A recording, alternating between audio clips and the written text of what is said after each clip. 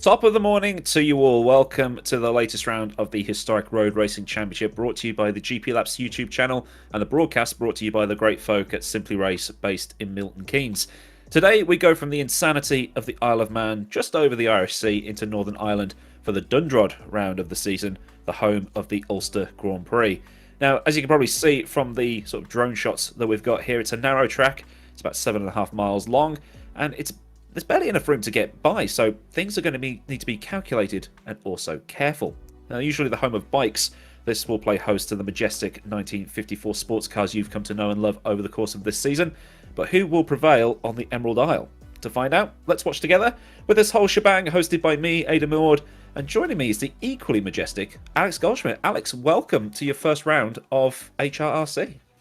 Thank you very much, Aidan. Good afternoon, everybody. That was a very majestic intro there, my friend.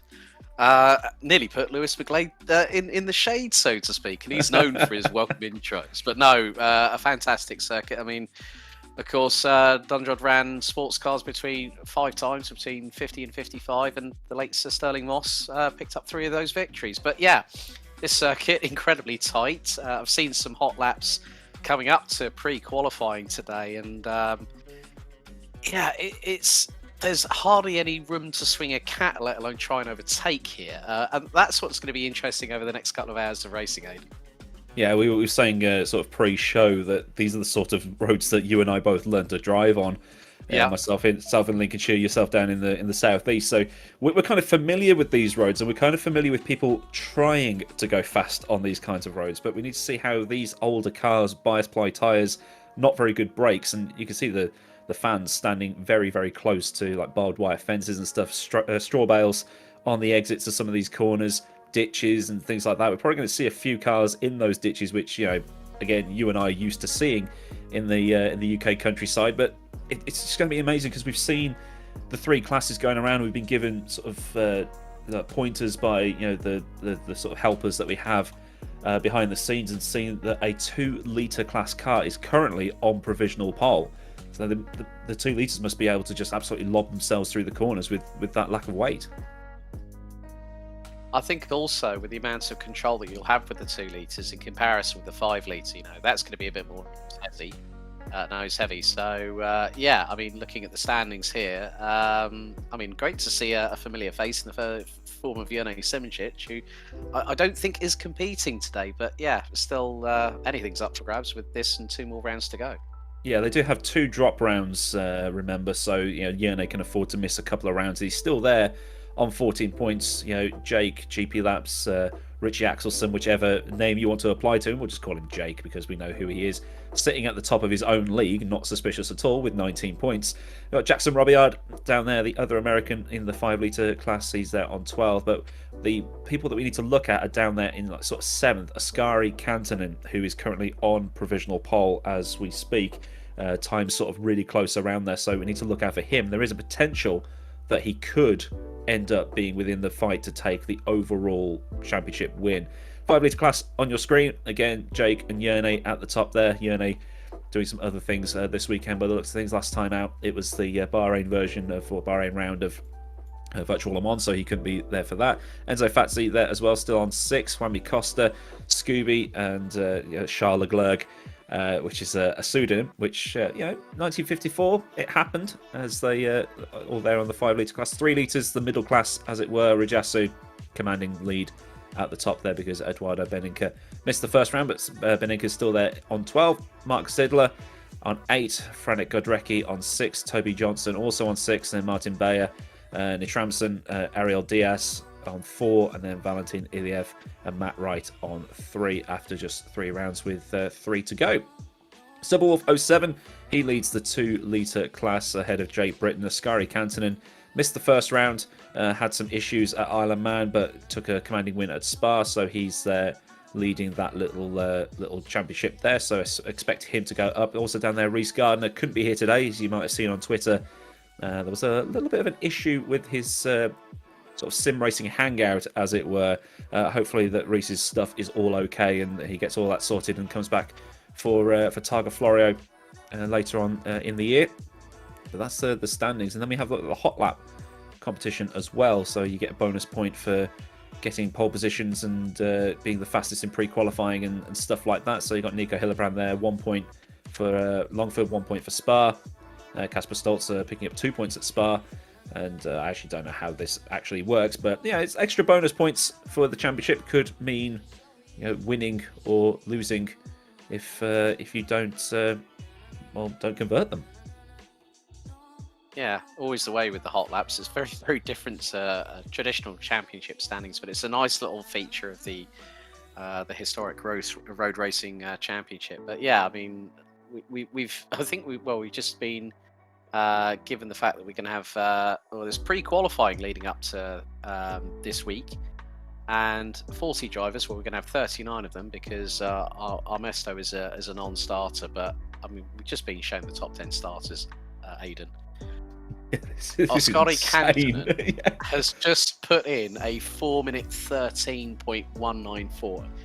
6.5 tenths ahead of Jake. Scooby on a controller puts in a 4-minute 14.378. Just under 1.2 seconds. Jackson Robillard in fourth, ahead of Martin Bayer.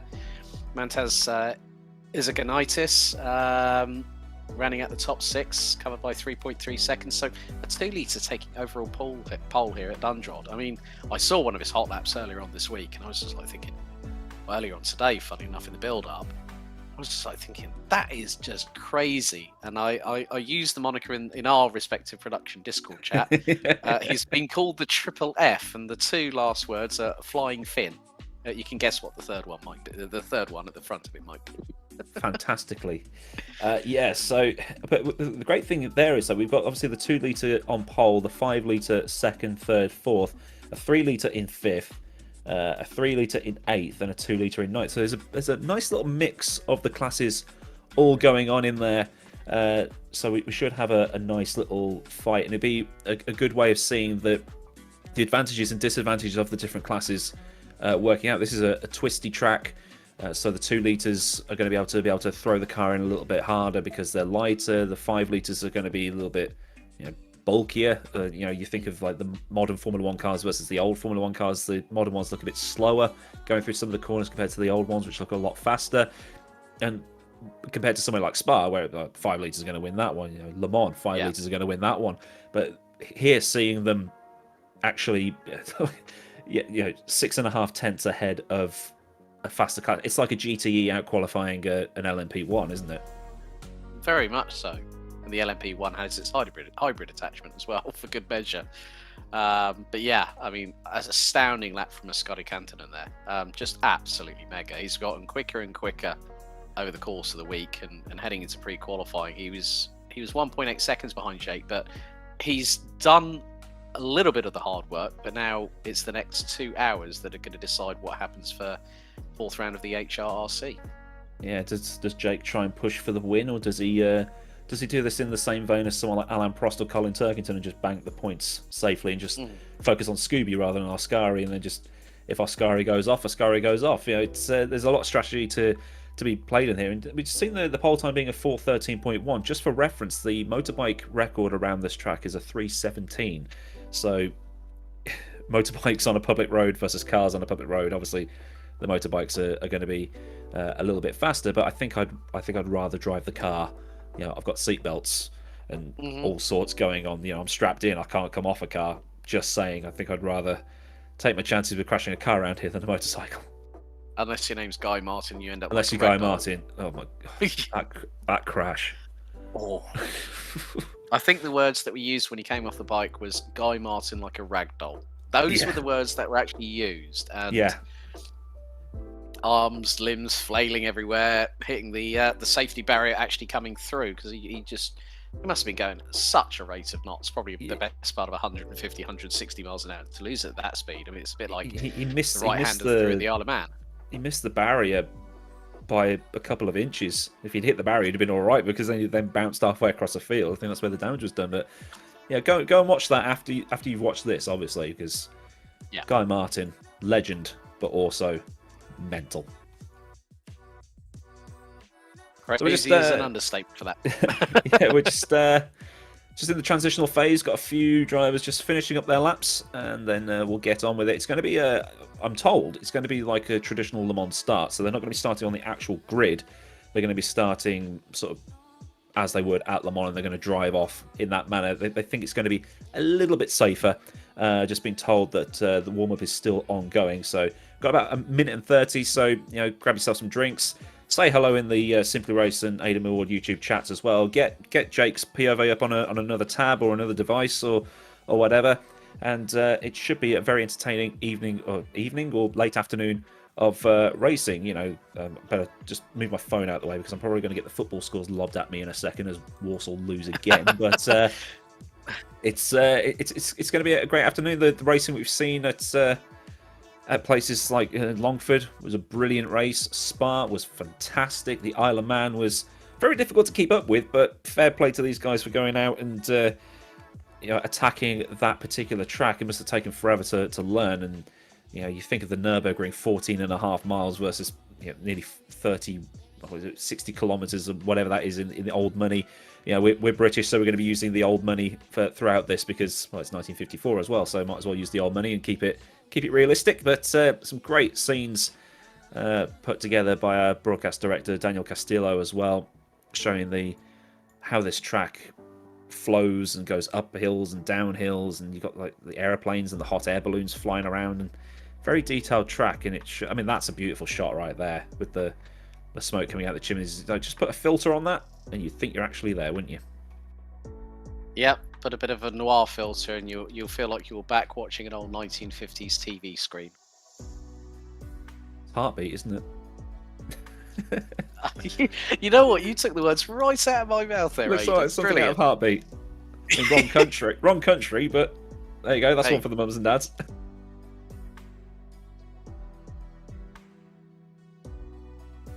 I think one of the other things that I've noticed about this track here at Dundrod, Aidan, is there's some nice open spaces, but then you got the tree cover, which is also going to be quite interesting in terms of are the drivers gonna push it? And having looked through the supplementary notes that we've been given, is the fact that there's no mandatory passing rules in place.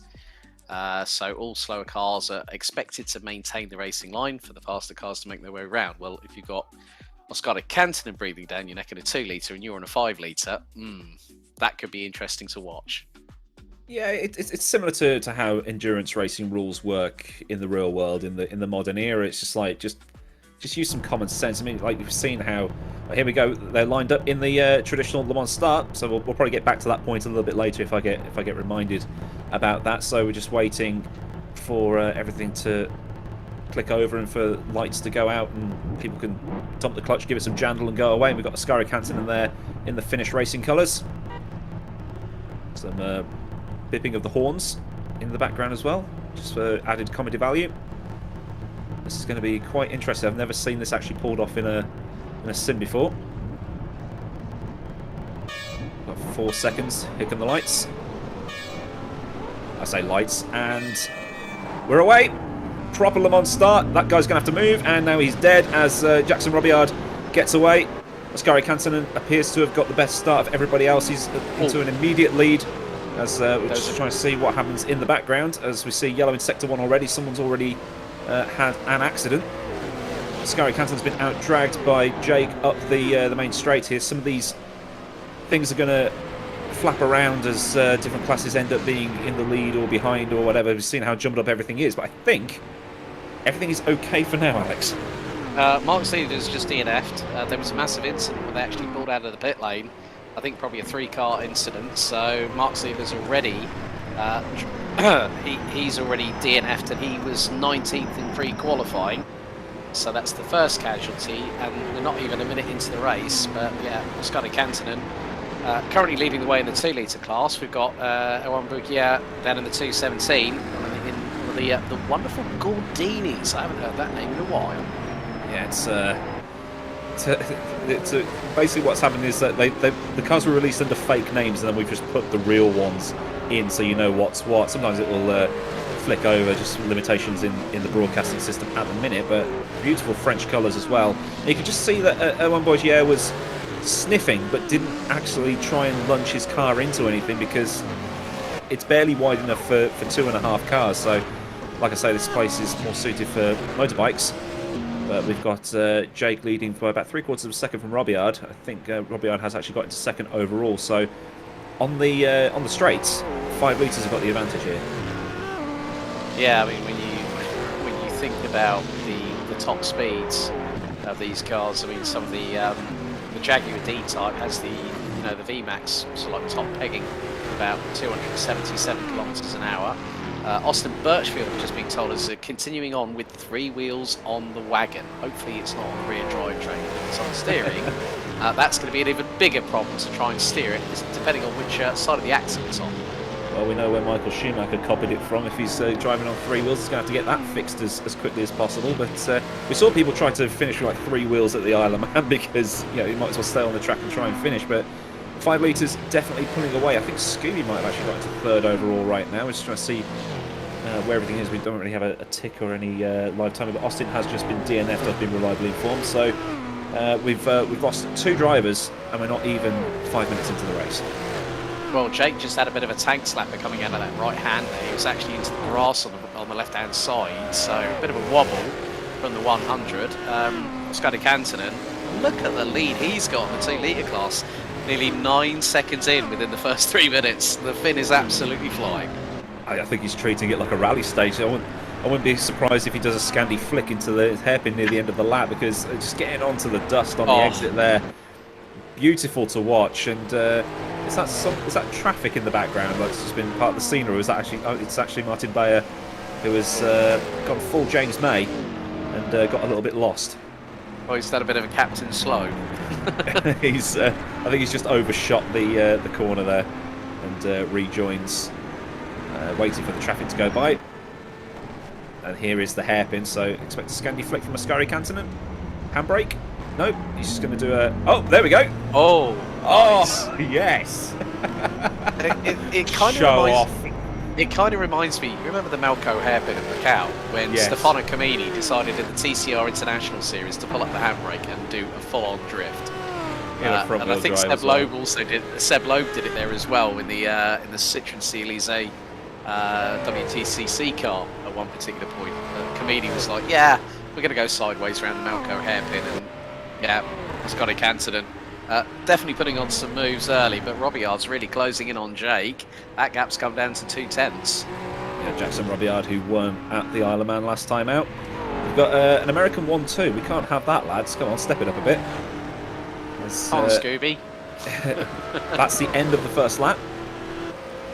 Putting some decent speed. And the Robillard in the Ferrari and Jake in the Jag. Now, Jake's going to have disc brakes. Robillard's got drum brakes, as this looks like it might be an overtake for the lead. Yeah, side by side of the pair. Jackson Robillard keeping to the right-hand side and just literally flies past Jake as if he's standing still a little bit there, but that's quite a surprise. But yeah, to have drum and disc brakes on respective cars, I mean, I would think that the Jaguar would probably have the better run in the braking zones with those disc brakes. We might see it catch up here as they slow up. But in general, the Ferrari has got the top speed. We noticed that at Longford and also at Spa, the Ferraris had the upper hand. At Longford, most of the Ferraris had issues, so the Jag ended up winning that. But it was basically the Ferrari show at Spa, and the Ferrari also won at the Isle of Man. So it's all adding up, and that is Ascari Cantonen now on the back of Jackson Robillard. But expect that Ferrari to pull away in a minute. Yeah, I think through the twisty stuff here at Dundrod that Ascari's going to have the better handling. He's been throwing that car, that Maserati A6 GCS, like nobody's business. But that's one bit. I was wondering whether there was going to be someone with a few, maybe at least the front axle, as Bugier goes completely 4 wheels into the air of the Gordini. That's brilliant stuff. Just to see, they're pushing over best part of 120, 125 miles an hour. A brief yellow out in sector 1. Well, that's come out again. But Bugier in the 217 running in the lead of the 3 litre class ahead of the 279 of Nigelson by about 1.1 seconds. So the Gordini doing the business in the 3 litre class. think they're just coming through Cochrane's Town now, and then the next right hand will be Quarterlands, followed by Islands, and that's where we saw. Actually, no, that's the corner there. I think that's the corner that Guy Martin had his accident at. So it's going to be quite a fast little section from here on out, down towards Wheelers and the Lindsay Hairpin and all that stuff. So this is where the likes of Canton and those guys are going to be losing out to the 5 litres. As we see Bergier having a sniff of double rainbow in the background. It's quite pretty. As looking through the S-bends, and overtakes happening all over the place. Yeah, we've also had another DNF Aiden as well. Isidoro Janaqui has just DNF. There's also cars pitting for damage repairs, so there's that yellow in sector 1. Oh, who's that going very, very wide? Yeah, I think that car's got damaged because it's staying right over on the right-hand side. Yellow in sector 1. As Real Deal God, as I'm assuming that's his real name, into 5th place in 5 litre. Yeah, but yeah, I mean, still props to Oscar de Cantonen for keeping Jake and Jackson Robillard very, very honest, despite the fact there being 3 litres differential in displacement between the 2 cars in front and the one behind.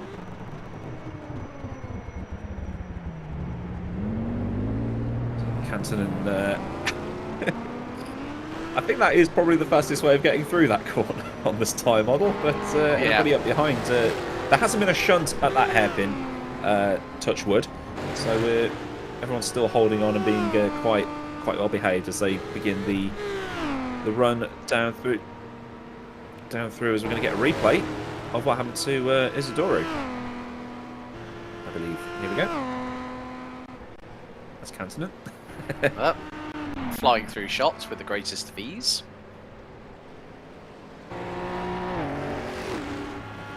Another yellow in sector 1 has been brought out.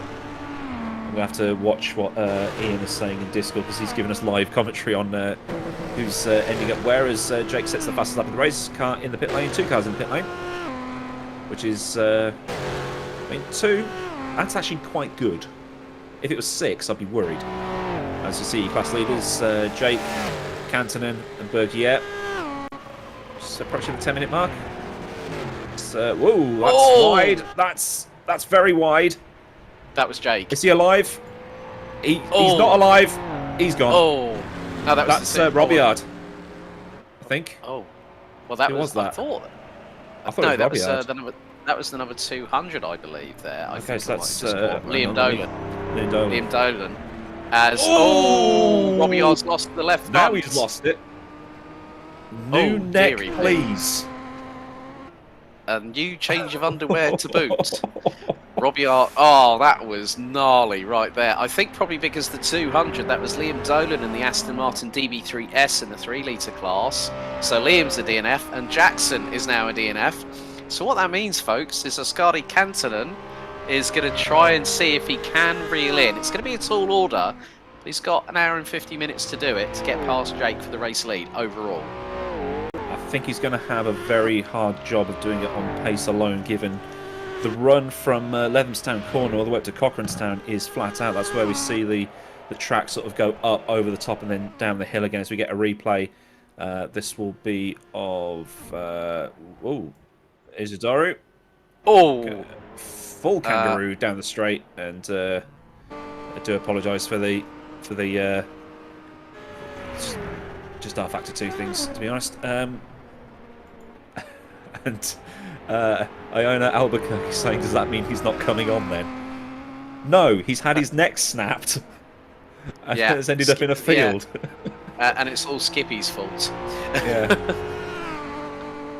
Oh, another yellow out, and there's a car actually ahead of the leaders that has gone off. But look how close Cantonen is, even in the straight line here. Yeah. Slipstream might pull him along. Especially with the fact that the VMAX between both cars is about 30 miles an hour. The Jag having the legs when it can push the best part of nearly 180 miles an hour, and the Maserati, in its own respect here, Aiden, top speed is about 235 kilometers an hour, which is close to, which is around about 150, 155 or so. But yeah, that slipstream's really working in the favour of Oscar Canton right now. Another yellow out in sector 1. God, they're dropping like flies at the minute. Yeah, it was Frank Verplanken, apparently, that was going a little bit slow, according to our spotter. We're trying to do our best to keep up, trying to learn the layout of the track and also figure out who's there. But leading overall in the 2-litre class, so that ahead of him is a 3-litre class car. Going to start moving up the overall standings as we have done about 12 minutes of this race, and everything's happening at the minute. It's the real deal God, so that's it's a 5-litre class that's in front of him. So 5 versus 3. Oh, crikey. But the Gordini's really showing some good prowess around this track as well, I think. Yeah, close to getting to those banks as well. It's an inch too far, and that thing's flipping like Robillard did. They sound so good as well as they come up towards the hairpin. Real deal God managing to keep Bergier in behind. Nice little rumble as he hit the throttle coming out of the hairpin there too. Now we'll see the 5-litre class probably pull away, but slipstream exists. Nowhere near as powerful as it would be in a modern car with aero appendages coming off every perceivable corner of the vehicle. You can just see the power, the speed and power taking over.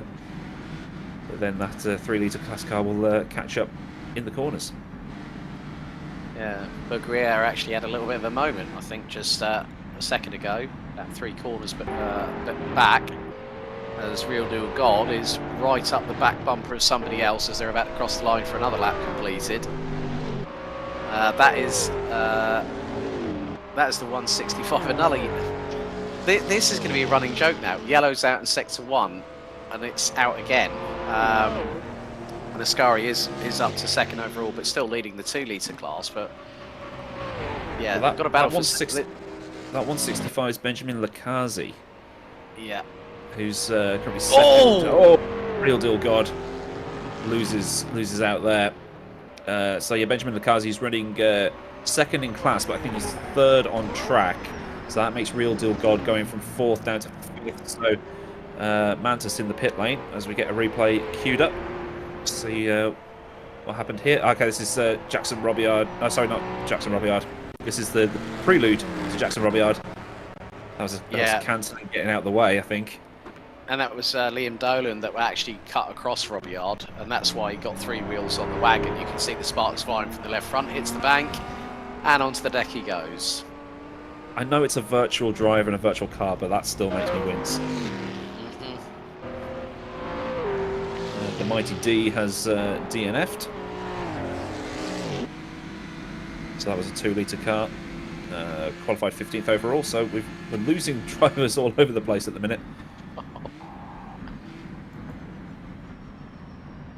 So we did have 39 starters. We're now down to 31. I think 31, 32. Drivers still out on circuit. Zagonitis has ended up in the pits at the number 169. The Lagonda DP 115, 5th in the 5-litre class. Possibly that's for damage as well. And again, Bergier flirting with the size of the road there. Again. Well, if you give racing drivers an inch, they'll take a mile, won't they? As Jake flies down the hill and up the other side, followed by Cantonen. So for an overall 2nd place for Cantonen, that would be incredible. As Scooby inherits the 5th place that's just been vacated by Mantis. Oh, see God, the gap already, 115 seconds. What? Between Morea and Scooby. And our spotter has just said that Ian Etheridge is pitting in, another one with 3 wheels on the wagon. I think that might be the cue for people to start slowing down a little bit. Yes. Simon Freilich, that's a name that I've been seeing a lot of recently in R Factor 2. It's great to see him here, and that's the other good thing about with we were talking about the likes of Enzo Fazzi and Nico Hillebrand and Jone Simoncic is that the the guys that do a lot of the top level R-Factor 2 championships like Formula Pro, Formula Challenge, FSR and all of that stuff, Yep. you'd think they would turn up, take it super, super seriously, do millions and millions of laps, and then just run away with it. And that hasn't been the case. They've turned up, they're having a laugh, it's all banter, and they're just here to have some fun because it's, let's be honest, it's different. You know, there's so much GT3 stuff out there, there's so much endurance stuff out there. Nobody's really done this, and certainly nobody's ever done a proper time trial in R-Factor 2, and this has had so much hype around it. A lot of people have been talking about it, a lot of people are definitely interested in it. So to see the pro esports guys turn up and have fun, even better. With a big smile on their face for good measure. I mean, that's the whole point of something like this, where we take it back to the old days of yesterday, you know, bring back the old circuits and these lovely sounding cars as well, where they're not going to have, as you said rightly, Aidan, that, you know, there's no aerodynamics. It's just pure grunt, pure bravado, and just see how hard you can fling it into the corners without cracking. Speaking of flinging it in, the Tramsen flinging it in. Wild chase. Oh, that's Real Deal God, beached on the side of the road. Needs to call the AA and get that pulled out. Other breakdown services are available, of course. The Tramsen 4th in the 3 litre class, chasing down some guys as Stolzer. Again, Kasper Stolzer, another top name in R-Factor 2 racing, sets the fastest time in the 4 litre class. Sorry, not 4 litre, 3 litre class, with a 4:20. Nice. No. You're going to burn out the clutch on that Real Deal God. You certainly are. I think someone needs to come along and give him a bit of a nudge. I think you're stuck, mate. Yeah. So like that ain't going nowhere. It's smoking as well. That's. Yeah. It's like Grand Theft Auto. You can press enter to get out of the car and push it. Or maybe, Motorsport games, if you're listening, code that in. Maybe with an RAC period vehicle as well to assist.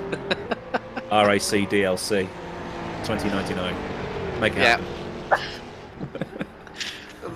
I mean, we could see that every time we see Alex still there, this is going to be the running joke. This will probably be even playing into the highlights as well. Just been informed that Darren Andrews has just spun going into the pits. That's an open pit lane, very much like in the style of when Ford were against Ferrari in the mid '60s, where the pit lane is actually on the outside of the start finish straight to the right hand side. And Real Deal God, that ain't going nowhere, sunshine. I mean, fair play to him for trying to get it out. I would love it if someone just came along and just went bonk and knocked him back on, but just going to take a sizable whack to knock it back off the. What was that? Was it like Need for Speed Underground where you got like experience points for driving close to the traffic? That's what just happened. Like something a burnout. Yeah. You get like an extra 10 points of nitrous for doing that. It's moving. He's getting there. A bit better than it was. He's angled that steering wheel to that's full right hand down on that Jag. I mean, I saw someone in an iRacing Formula 3.5 race get beached on the sausage curb at Monza after he went full center into the second chicane. But he's almost there. Come on. Give it some. We'll check back in on him later. Right, Owen Bergier, still leading in his class. Yellow in Sector 1 once again. I don't know if that's because of the Real Deal God. But Real Deal God still in 5th, even though he's beached. So that's... Okay, he's overall 23rd. That might explain things. Jose Drives has just taken 5th place from Real Deal God there. So Real Deal God's still stuck at the side of the road. Ariel Diaz has DNF'd. Just getting it's like watching the Vidi printer on the final score with all this coming in. Mantosoft track has 3 wheels. That's so that's going to be another DNF because I don't think you can fix that. That's probably why we got the yellow out to Sector 1 again. More people having 3 wheels on their wagons.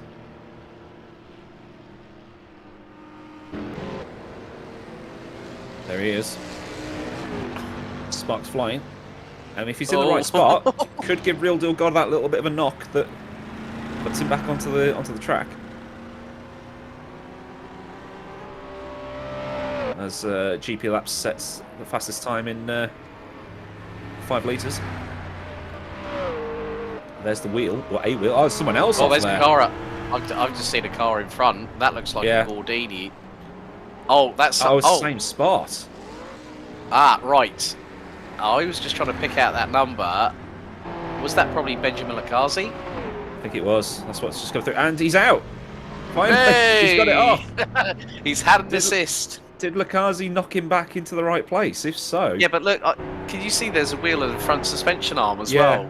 Lakazi has gone off at the same point. Look, he's just mounted the grassy verge on the inside, and he's got 3 wheels on that wagon. He probably was trying to think, I'm going to take it nice and serenely through this corner. Oh no! Is that jack damaged? Yes. He was near the end of the lap anyway, so he can get that fixed and carry on. So that's all good. He's still in the race. Oh, there's been a smash in the pit lane. Oh, wallop straight in, as my good friend Dave Goddard would say. This is fantastic. Come for a Saturday afternoon drive in the countryside here at the historic Road Racing Club. You'll have fun. You might even lose a wheel or 2. That's the longest skid mark I've seen in R Factor 2 right there.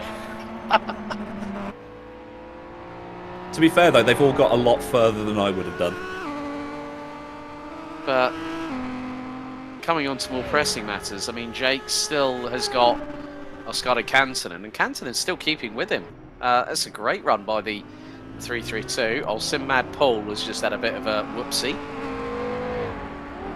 He's pulled off to the side of the road.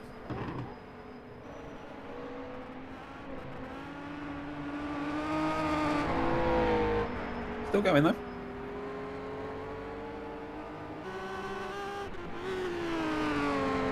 Lakazi in the pit lane. Celebrations happening in production chat that Real Deal is free. It's only an hour and a half in. I know it's with half the race done. There is still half the race to go. I was going to say, whoever was in front of Sim Mad Paul just literally just yeeted it over that crest of the hill. That was the 363 of Mamsak, just going all 4 wheels, airborne, another yellow out in sector 1. Oh, the gag is never going to get old with that. Yellow in... Yeah, which yellow? Yeah, yellow in sector 1. Might as well just leave it up. Was it the Nordschleife for 1 year? It was permanent yellow flags at Flugplatz or something, because it was just... Because people were... went off. Mamsak's... He's off. Yeah. I think he's steering should be alright after that, I think. Yeah, it looks to be okay at the moment.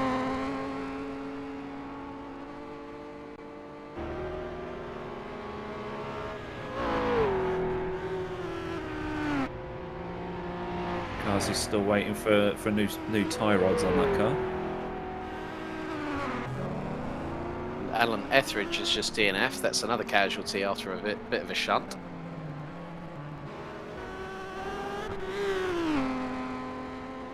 I think we're better off putting up an overall standings screen rather than the class standings, because everything's so over the place we can't really keep track at the minute. Yep, 100% agree there.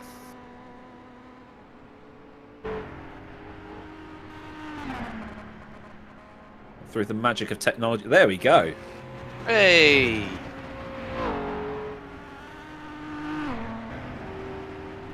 It's 2.2 to Canton. Well, it's coming down now because they're probably in a tight section. Martin Bayer, 8th overall. He's in behind Morea. So again, we've got the 3 litre on the back. Oh, he's overcooked it. 3 litre. Ariel Diaz tumbling down the timing screens there because he's out. But there you can see all your retirements there at the bottom. But Martin Bayer in a 3 litre chasing down a 5 litre, showing how the cars are all over the place here. all the cars driving in sort of period correct colours, as it were. So you've got Martin Bayer in because he's German, driving the Silver Arrow, as it were. But you can pick manufacturer colour of the country the car is from. So Ferrari might be red, but you can have it in the colours of the manufacturer. So like red for Ferrari, but even have like the colours of your city or area or something like that on there. But yeah, just to keep everything in line. But no sponsors, no nothing, no fantasy liveries. It's all we're doing full roleplay here. So, at one point, I just saw the gap between Jake and Oscari, Aiden, drop to less than a second. But now that Jake's got on the good old loud pedal, right foot, it's extended up to well over double that now. But that's Morea just up ahead in the 170s. So, for those wondering with the class allocations, as Bar just slingshots it through, locks up the brakes, and still keeps in front. That was a nice little move there from Morea, from Bayer there on Morea. So neatly done. But for those wondering about the class colours, the yellow is for the 5 litre, green, the bright green, or fluoro green as I'm going to call it, that's for the 2 litres, and the 3 litres are the blue stripes on the left-hand side of the timing tower, just for reference for everyone at home. And we've got all 3 classes on the podium. Hey!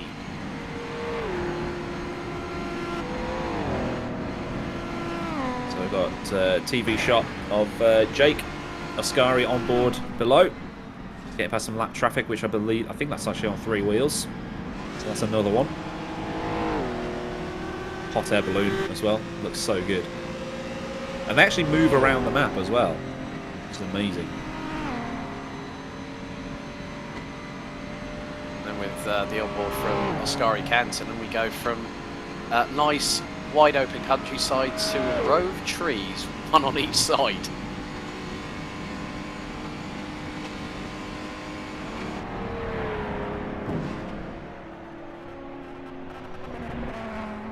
Gap up to 4.1 seconds, so do the Ascari have an issue, or is that just a very fast part of the track? Yeah, true. I don't know why I'm speaking over the thing. They can't hear Daniel. So. Oh dear. Are we going to see the Canton sideways flick very shortly as Jake makes his way into the hairpin? And Oscari. Jake tries to outdo Oscari and nearly hits the barrier with the left rear. Well, I think he was doing, was it drifting, where the closer you get to the wall, the more points you get? There's another car with 3 wheels on that wagon. Oh my goodness. Oh, this is a good shot. It's like going into the hairpin at the end of Sweet Lamb on Dirt Rally. As he does go full Dirt Rally. I wonder if he knew that we were on him. And it's just like, I am going to drift. I am going to put it sideways for you folks at home. He watches the movie Taxi once.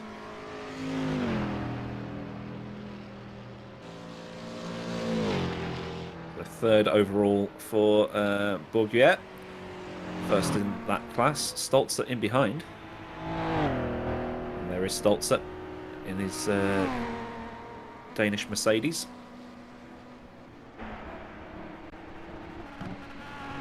Carried a lot of speed through there, so they have a little bit more grip. Oh, that's Mantas. He's on 3 wheels again. He's already had to stop once for repairs, so the Estonian not having a lot of fun out there at the minute. It's a slow old trundle back to pit lane. I hate to think what the virtual invoice will be for drivers that have got not just wheels but also uprights on the left front. They'll all be used on the DeLoreans about 30 years from now. True. Yeah, we found another one. Oh, yeah, here's another one.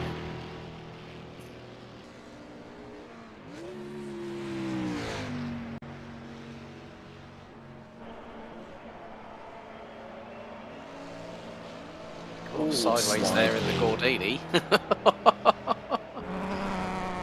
I wonder how much rubber was on the track as well, because with our Factor 2, with its dynamic railroad system, the more you drive on a specific part of the track, it rubbers up what you've driven on. So you can drive all the way around the outside of the banking at Daytona and rubber that up, and then you can drive on the like the inside will rubber up that bit as well. So I don't know if they started on a green track or they used a preset or something like that, but that's sliding about a bit. I mean, they don't have the grip that a modern car does, but interesting to see what the actual rubber was like on the. If we can get that put somewhere as well, just to see how they're doing that, or they're just winging it, or any of that. Probably on a bit of a wing and a prayer, Aiden, I think. Just like, yeah, let's just go flat, chat, foot to the floor. You know, 200, 140, 145 miles an hour. Yep, sideways, love it. Like that. The mad Paul, Addy. Oh no! No! No! No! No! No! No! No! No! No! Whee! That was Mamsak who got through there. And the 363. I think Sam Mad Paul was just a bit too over-eager. He thought, yep, I've got it, I've got it. No, I don't got it. Mamsak will need to pit now for a toilet break, I think, after that, because yeah, that was close. Good toilet thing, break good thing the net code in our Factor 2 is pretty good.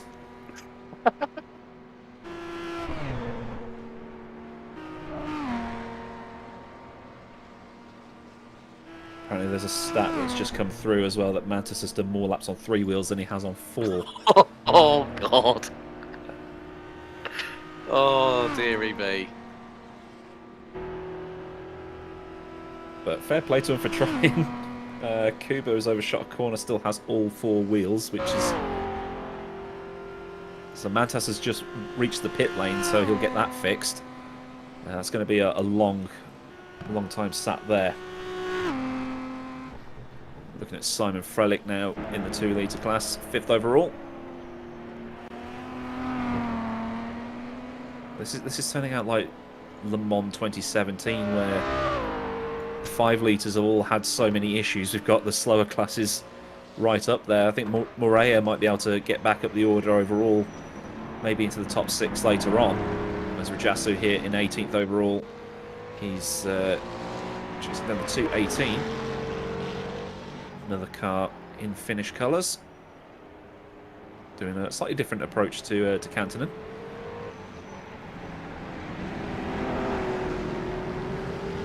Going with the old Martini style, I see Yeah. there. Love a bit of Martini retro livery. Martini colours look good on anything.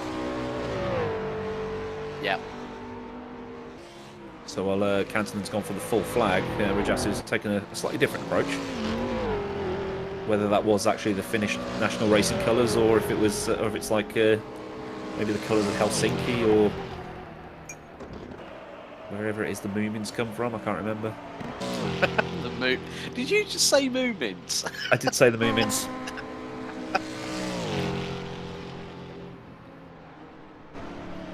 So Beninka catching up to the car ahead. Looks great in that. I mean, it's just like so out there. Bright yellow, bright green.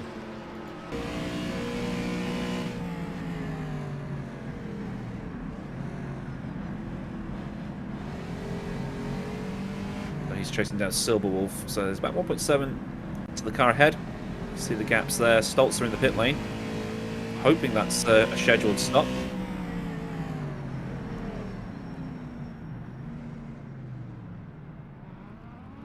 Yeah, funny enough, I've been looking up the old historic colours from back in the day.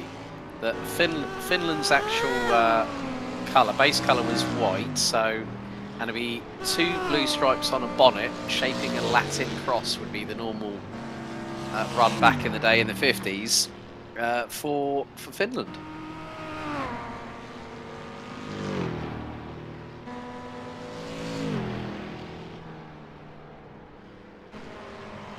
Kantonen might have burned out some of those tyres.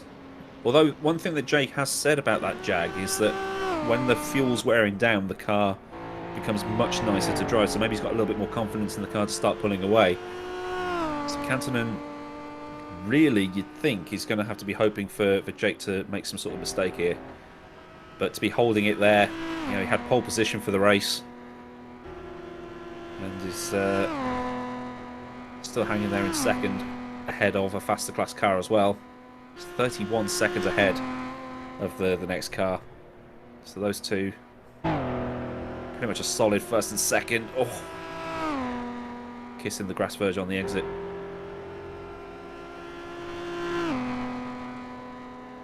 Lost so many drivers over the course of the first sort of half an hour or so. It's been a crazy race, hasn't it, Alex? Yeah, more three wheels on the on those wagons that you can probably shake a stick at. Sinmad Paul's got himself pointing the right direction rather than going sideways, as we saw a few moments ago. But oh, these cars just sound glorious. That rumble of that Aston Martin DB3S. Well, it just makes a nice sound engine as well. If it gets upgraded, this mod ever gets updated to the new sound engine, it's going to sound even better.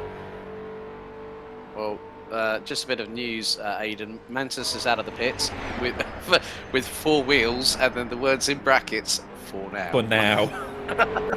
That's harsh, man. Oh, dearie me.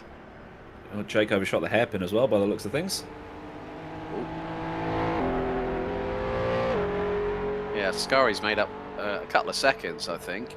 The gap was at one point sort of the best part of just over 5 seconds, and now that gap, well, Jake's managed to stretch the legs on the...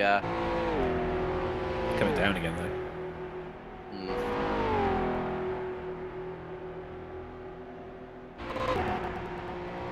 It's coming down a lot, to be fair. Yeah.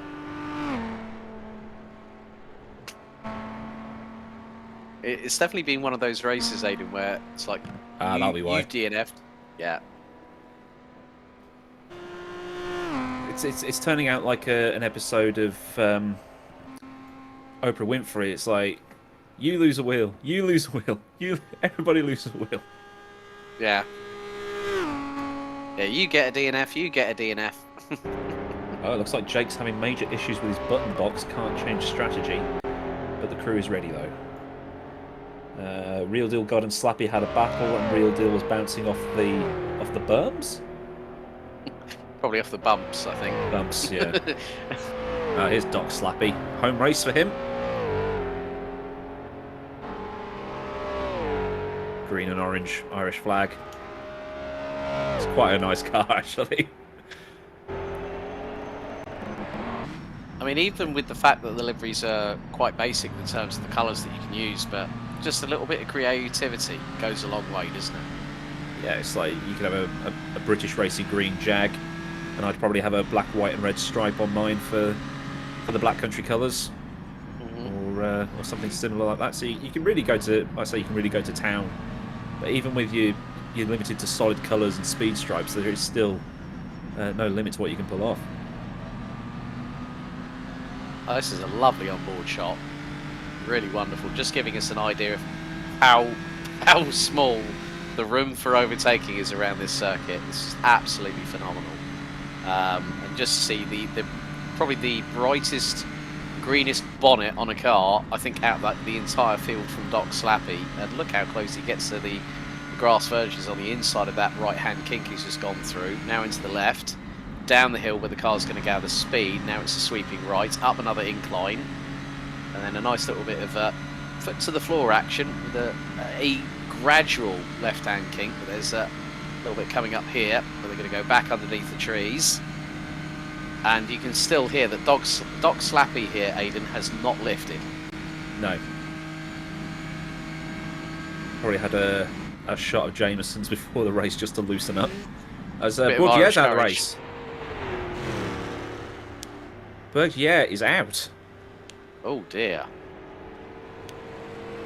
And that means that Mr. Bayer is now in the lead of the 3-litre class. Canton and Freilich first and second overall at the minute. With I mean, Jake's out the pit lane now, so he'll make all that time back up. He's 8.2 behind Bayer at the minute. So Scooby in Dutch orange. Flying along, he's going to overtake the Brazilian car pretty easily. I think with that Doc Slappy car as well, who is actually a doctor, it turns out. We could start like green screening some Pepe memes on that at some point, just to try and just for added comedy.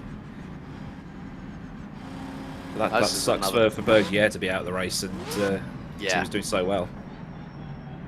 That Gordini was absolutely flying in the hands of the French driver, but this is another shot I like, where you actually get it from right by the driver's position on the left-hand side. The driver leading forward, leading to the left, leading to the right, steering into the corners. It's just wonderful getting these different camera angles, thanks to our production director, Daniel Costello.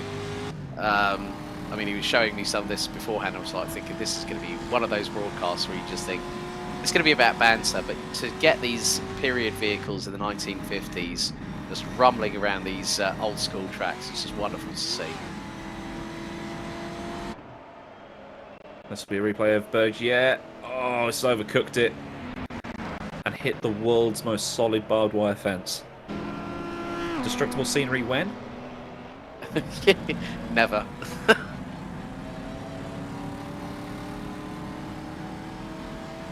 But like you say, it is something that a load of people have wanted to get on. There is the interest in the classic cars. I mean, they are still quite a niche type of thing, and people want DLC for classic cars to come every quarter now with R Factor 2. But we had the minis come last time, and they're so much fun to drive. Watching those old Mini Coopers and you just throwing those around Brands Hatch Indy or Donington or one of the shorter British tracks.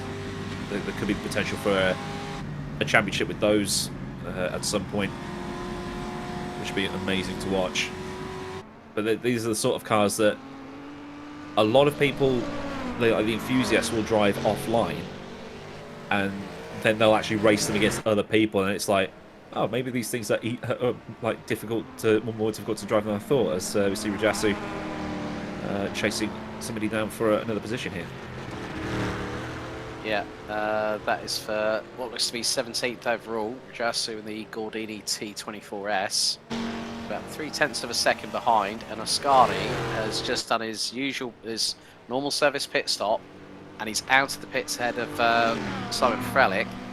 Rajasu has made the move. That was on the 374 car, Fly-by Night in the Maserati 3-litre. So Rajasu had a real good amount of momentum carry, and through into the shot comes the 160 of Jose Drives in the Ferrari 375 Emilia Emilia 5-litre car. But there's Ascari, and there's Simon Frelick not too far behind, another yellow out in sector 1. Does that mean wheels on the wagon of... Yep, Frelick's gone off. And as I said that, he was getting closer and closer. And they're both in the same class as well. They're both running, I think if I remember correctly, the Simon Frelick, what was he running? I think he's running the Maserati as well, isn't he? I think, yeah, 2 litres basically the Maserati car. Yep, Simon Frelick, Maserati, A6 GCS. And then Cantonin also in the Maserati. 2 litres. And there's a couple of Bristol 450s on there as well. Darren Andrews, Isidoro driving the Bristol. But yeah, it is pretty much the Maserati car.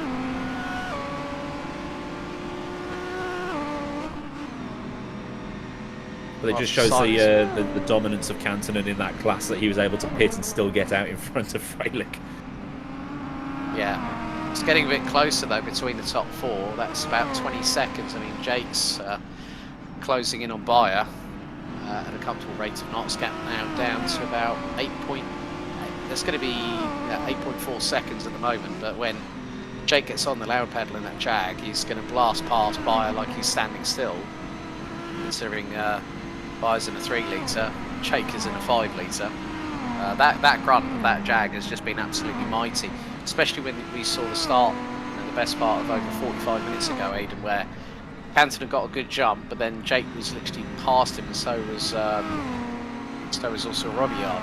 They jumped him in the start phase, and Cantonin's just comfortably just kept on doing what he's needed to do. He's running his own race, He thought, well, I've got an opportunity to get over a race win. Will this be the first time this season that a 2 litre will have won a race overall, Aid?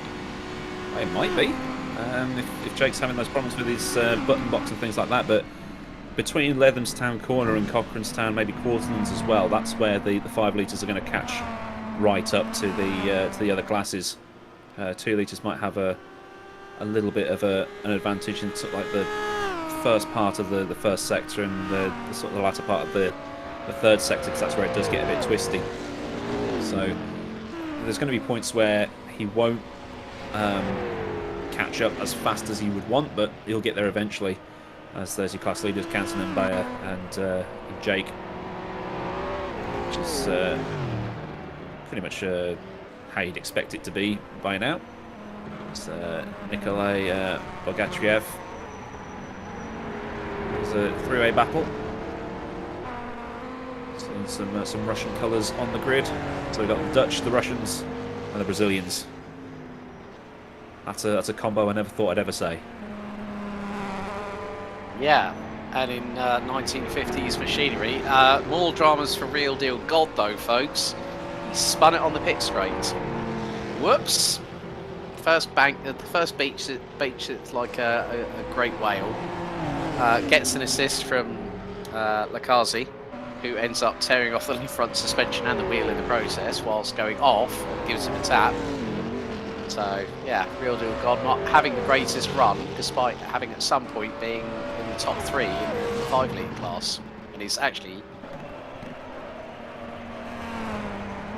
going to end up being a 4-way scrap in a minute. Oh, almost.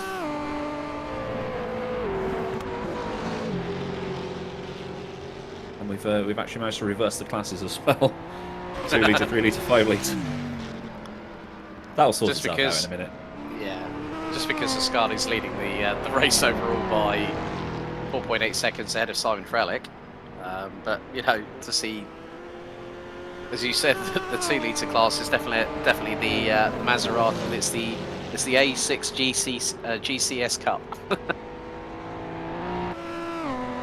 think that's because the Bristols have all crashed. And yeah, Real Deal God isn't actually in the pit lane. That's a thing that happens on occasion. Yeah. If it was blue, then yes, he would still be in the pit lane, but he's not in the pit lane. That will sort itself out once we've refreshed the timing screen. So Kipper is in the pit lane currently. As you see the overall standings there. So Jake now 5.7 behind Bayer.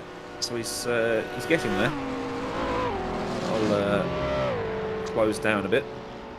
Bayer's actually pulling away. What's happened to Jake? He's dropping time to him. Oh, another mistake maybe. He was losing time, but then it went up and then it came back down again. And now it's, unless it's just the timing screen as we get the inevitable yellow in sector 1 again. There he is.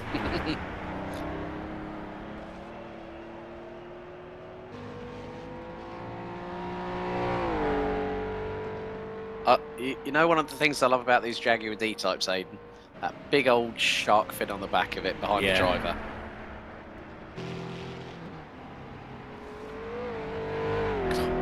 Giving it the beans, coming out of the corner. Dust? What's that?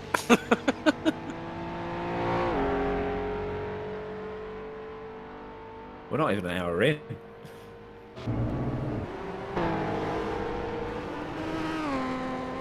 So Sinmad Paul has just made a stop. Silwolf's in the pit lane. Got Eduardo Beninca chasing down Woodcock here.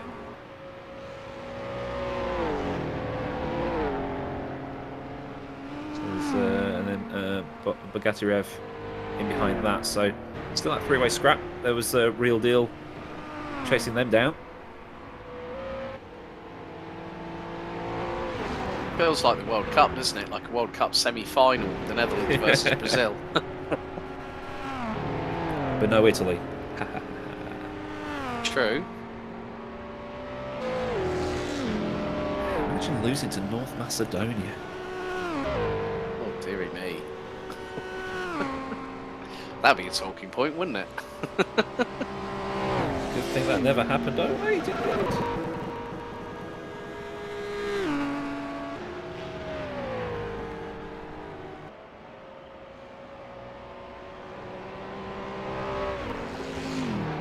I've just noticed by Beninka's driving style that he's using all of the tarmac and then a little bit of grass and a bit of dust just to try and keep it going through the corners. Brazilian's absolutely hanging the tail end out on that car. Does it again? In the Gordini. Oh, someone else has gone too deep into that corner. Did someone do a captain slow? That was definitely a Mr. Bayer moment right there. It was like exit stage left. It's like, oh yeah, missed the braking point. Whoops. But you can actually boil the brakes in these cars, so that was real deal God. Oh no! Beached, spun it on the pit straight, and now off into a field. What's next? They do say the bad thing. He's going to need a stiff drink after this, I think. Oh yeah, and it won't be a single. It won't be a single malt. It might be a double malt.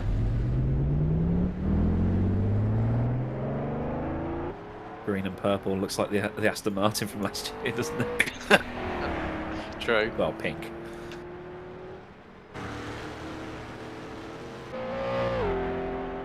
Bayer in the pit lane. That's Jake back into third place. 13.7 behind Freilich. So he's lost so much time with that pit stop problem that he had.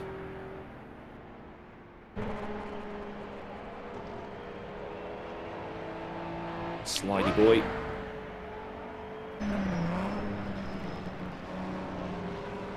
Now we have the Ukrainian colours on screen. Hey. Always good to see Vladimir. Hope that everything's okay for you over there at the minute. He's looking like he's going to try and put a move on somebody in a minute.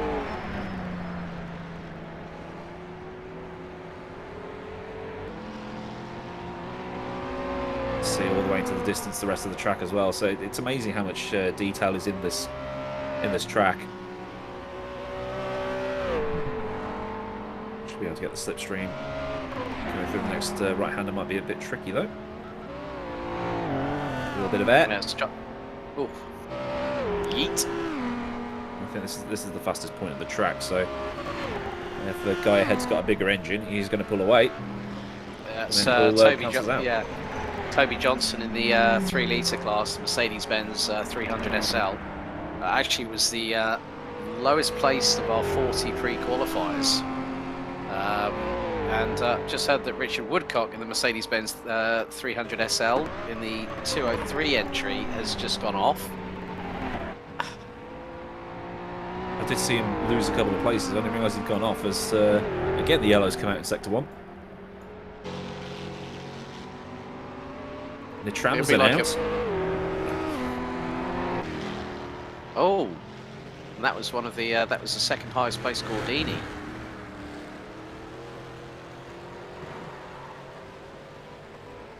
Can't park there, mate. I'm waiting for me mates. They're coming out the train station in a minute. I'm just waiting for a mate.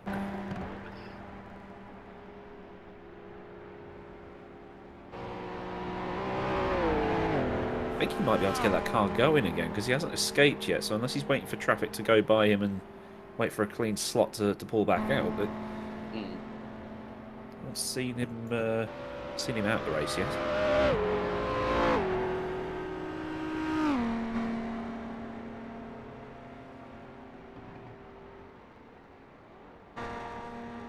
Yellows in, out, shaking them all about. Do the hokey cokey. And Richard Woodcock is a DNF now. Indeed. Oh,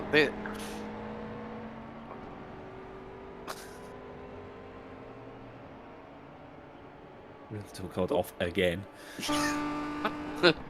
At the hairpin this time. Oh, dearie me.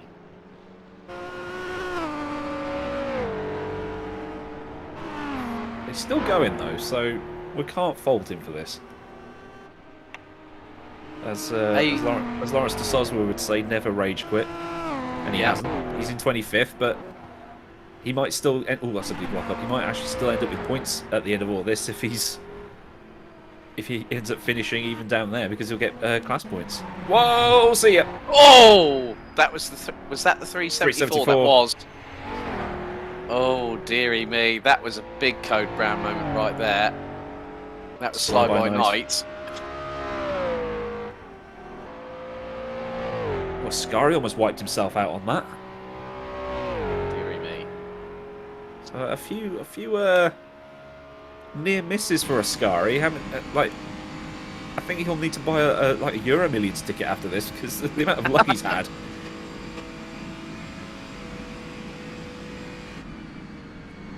Oh, you know what? We're probably going to have an HRRC meme at the end of this all. Yellow in sector 1. Yellow in sector 1. Lakazi's in the wall, off in the walls, and DNF'd. And that was the 165 5-litre Jaguar D-Type, who was 5th in pre-quali. Oh, and that was after, what was it? He lost the upright and the wheel on the left front, whilst assisting Real Deal God to get out of the beached position.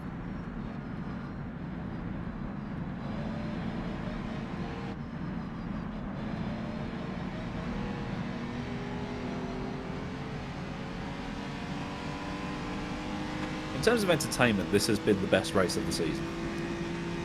I'm glad I jumped on board for this one then. Spa was good. This is even better. As we see a replay of... Oh, this is in the Tramsen. Oh, that's the worst place. So basically what happened there, ladies and gentlemen, is he hit the concrete of the bridge.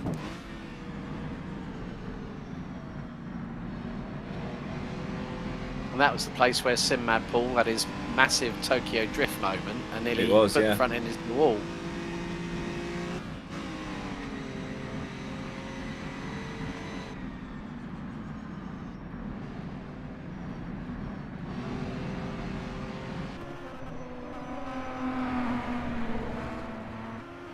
Gap between Frederick and Jake, 11.1 seconds. So that gap is slowly coming down, I think. Unless I've missed something. Just see cars coming through the hairpin here. The original hairpin was a little bit further along, according to Wikipedia. Still a lovely shot, though. Yeah, it's almost like something out of a rally game, isn't it? As you were alluding to earlier with Sweet Lamb.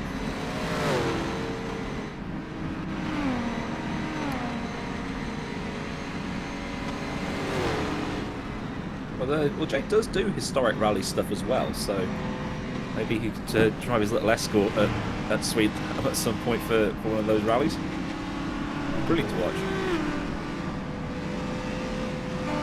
Good battle here for 10th, though.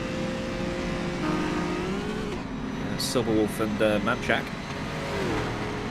just coming over the start line here.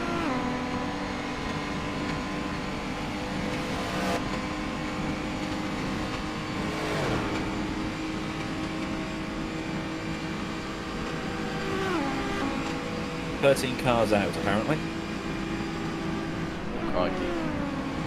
We had one non-starter as well, so effectively Technically class 14, that's yeah.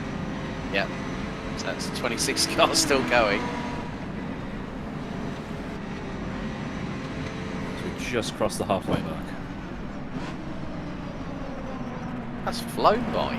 That really has. Yeah, told you it would. Yeah, you're right.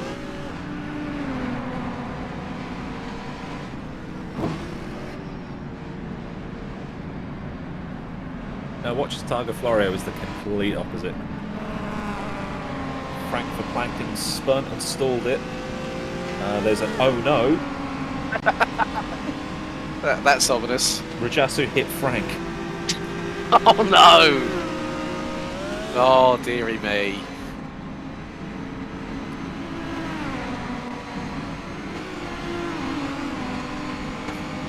The props to Silverwolf here on Mamshak. That slipstream's really working for that 2 litre.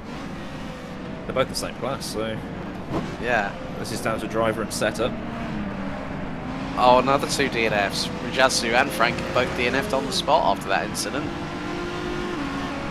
Yeah, it says Frank spun and stalled it after being hit by Rajasu, so we'll try and get a replay of that if Daniel isn't too busy trying to find other stuff that's happened. We're making sure we get our money's worth today. Oh, definitely. Definitely.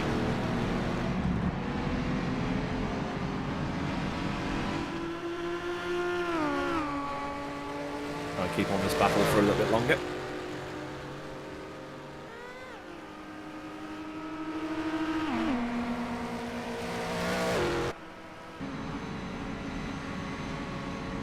I've actually got a question to the folks out there. Do you think we're going to be less than 20 cars by the end of this race? We've still got 58 minutes to go.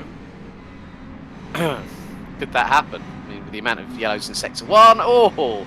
Silver Wolf right by the back bumper of Mamshak there. Nearly got through. This is way too close to call here, Aiden. This is brilliant. I'm trying to work out how you actually do a poll on YouTube chat.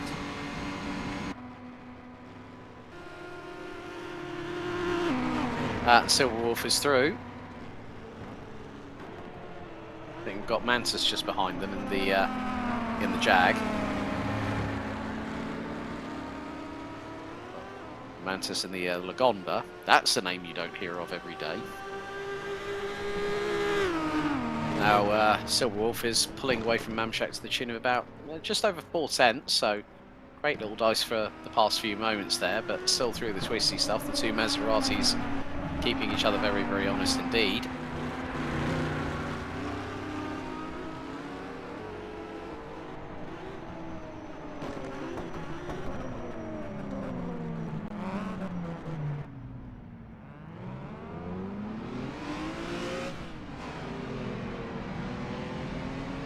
Oh, there we go. I figured out how to do it. So we've got a poll going at least. Ah, brilliant. It's currently yes. 100%. Oh no, it's gone down to 80. I'll keep that up for about another 10 minutes or so and see what happens.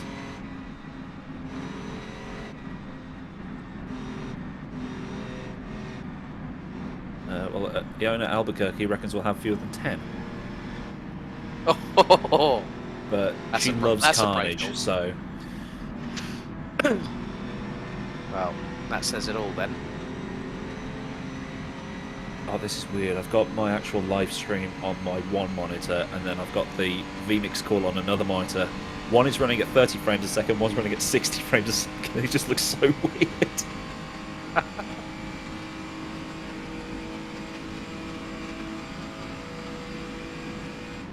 But this shows how much Isganatis has been in and out of trouble, that he's still behind a driver that hasn't finished. So he'll be back sort of in the right part of the timing screens, but it's not the race he would have wanted to have today. I have to say, I've actually got the your YouTube stream open at the moment with the live chat. SC. Oh. Oof. Oh. Deja vu. Oh, so he's broadside. Oh, so he's spun and stalled that. And here comes the train. Choo choo. Dead. Yeet. And Frank lost a wheel. Rajasu lost a wheel and the suspension upright. He would have lost a lot more in real life. Oh, I've just seen it on the stream catching up. Yeah. Yeah. These are the sort of cars where the crumple zone is your face. Yeah. I think, new fastest lap of the race. 4 minute 13.7 from Oskari Kantonen. That is less than 6/10 off his pole lap time for the race itself. That's Jake's pole lap. Well, Jake's pole lap. Well, Jake's qualifying time. Yeah. This guy's an animal.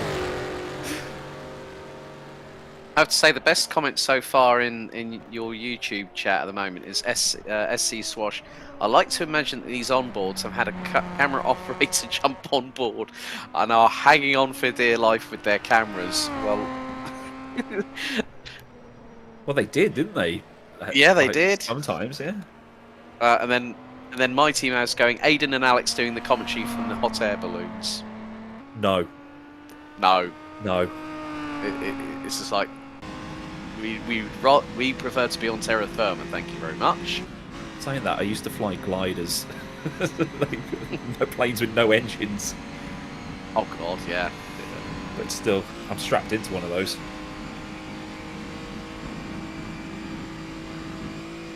On board with your race leader, Ascari Kantonen. Jake has made his way into second place again, so Freilich has pitted. I'm starting to believe that Ascari can win this, you know? But then he's still got to pit again, so yeah, pit stops are going to be where it happens. So if Jake's having issues, that's going to lose him a little bit of time. But apparently he managed to sort it all out, because in R-Factor 2, what you have to do is you have to press a button to request the pit stop, and then it's determined by the mod, and then somewhere between like sort of 10 and 30 seconds later it'll say crew is ready for pit stop. So you come in, if you're driving a Formula 1 car, your pit stop will probably be about 3 seconds long. If you don't request the pit stop and just pull in, your pit crew's not ready, so that pit stop will take 6 or 7 seconds. So he might end up losing time based on that. If he set the thing up properly, it might default to fill the tank back to the top, so he doesn't need to touch that. It's just losing the however many seconds it is by not requesting the pit stop that might ruin his race here. But still in the race, which is good. Kantonen still in the race, which is good. Although Jake getting back into second place overall has moved the 5 litre class up a bit, because that's just how it works. If the fastest 2 litre is faster than the fastest 5 or 3 litre, it moves everything around, it messes everything up. So that's oh, that's just my stream dying. Okay, that's not too much of a problem then. I thought Ascari Kantonen was dead at the side of the road, but all good.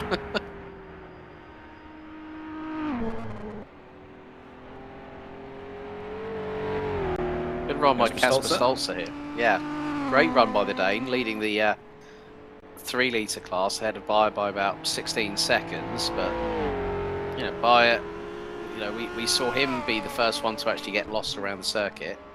4 other people followed suit, including Real Deal God. Casper Stolzer was having a dominant run at Spa when he had one of the bizarrest incidents I've ever seen commentating on a race, where he was driving along and then his something just popped up on his screen saying, "Oh, by the way, your motherboard drivers need updating," and that blocked his view, and he wrecked on the exit of the Master King. So, oh no! Of all the places, we ended up having about 4 different leaders in that class because people kept crashing out. But he's doing very well. Like I say, he's it's a permanent fixture, but a known fixture in the R-Factor 2 online scene. I think he might have just flashed his lights at the camera as he went past, so I don't know if he knows he's being watched or not. Ascari, you absolute animal. 4 minute 13.484. He's getting closer to his overall pole time from qualifying. That's crazy. Probably means he's going to be pitting soon. Yeah. Jake does a 4:14.1. He's on for points in class though if he finishes. It's not going to do him any good for the overall, but he's there. Real Deal God enters the pits again. Hopefully he didn't spin it.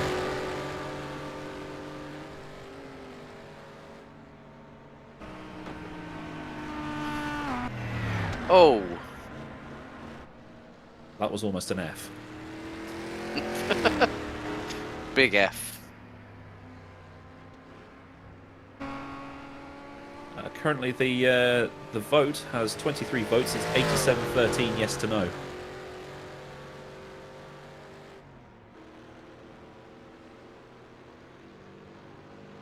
Mamchak out the race. Oh, it's just popped off. Kuba rolled it apparently.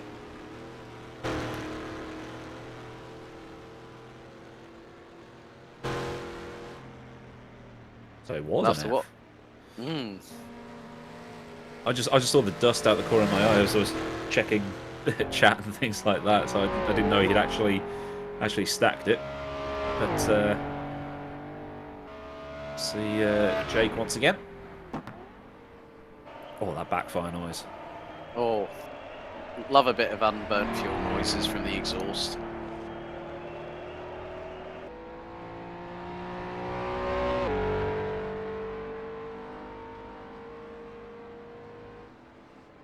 Oh, it's apparently a man track ended up going off the track and falling through a hole. Crazy.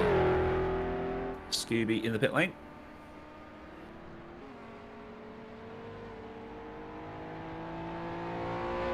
Seconds to be Canton and then Jake.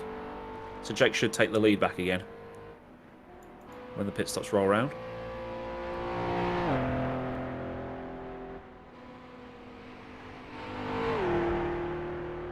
Yeah, Scooby's doing really well in the 5 litre class because he was second in the 5 litre class, even with the controller, and he's in for a pit stop at the moment.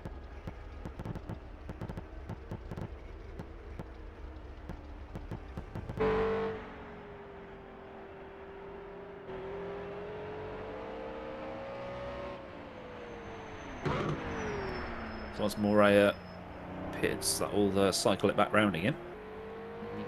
Scooby out the pit lane now. 1 minute 5 seconds. So he's 36 seconds behind, so he's definitely getting that position back at the end of the pit stop cycle. Real Deal God leaves the pit lane in dead last.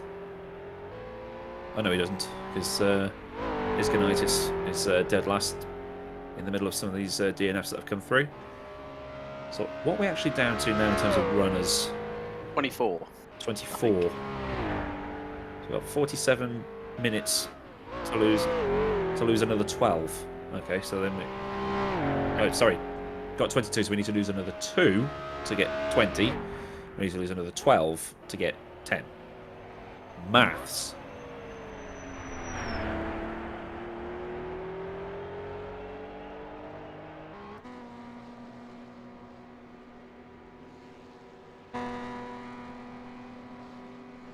In terms of on-track battles, everything's settled down a bit. There's nobody in striking distance of anybody else right now, so it's kind of just watch the cars, enjoy the noise, enjoy the scenery, and hope nobody else stacks it in the next 45 minutes or so.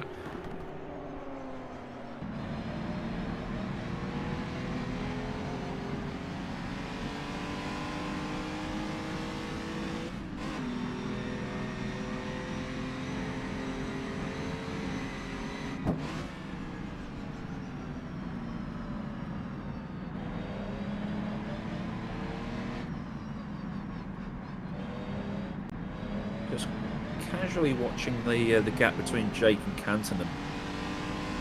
19.6 at the minute, getting smaller. Getting a lot smaller as someone's wiped out some of the hay bales at the final corner. Well, not say the final corner, but the hairpin. Someone's overshot that. Well, we did hear that someone like Kuba or Jake had overshot it at the hairpin earlier, so that'll be the reason why. Simon Frelick heads up towards the final part of the track. Darren Andrews fighting for position and takes that pretty easily. That's Bogatriev. He's gone past. No, hasn't it? It's Kotliaski. I'm butchering names, but Englishman butchers foreign name. What do you expect? Standard. There's that lap traffic ahead of him. Yeah, he's just let him through. So they. So that was Doc Spooner. He just went past, I think. Yes, it was. Well, Doc Slappy, isn't it? Yeah. So. It's the responsibility of the. It's not like Formula One where the lap traffic has to just dive out the way. It's just the responsibility of both cars to work together, like it is in real endurance racing.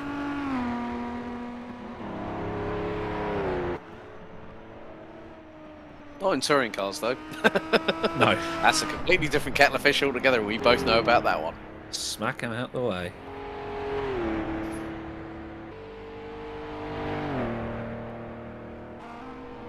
Hrrc keeper. So the car exit in the pits is Kotliarski. So he's got his lap back on that particular car. And that's a show of how Isganitis' race has gone. He's a lap behind the car in front. That's a fair play to him for carrying on. finish the race. Should bag at least a point for finishing 6th in that particular class.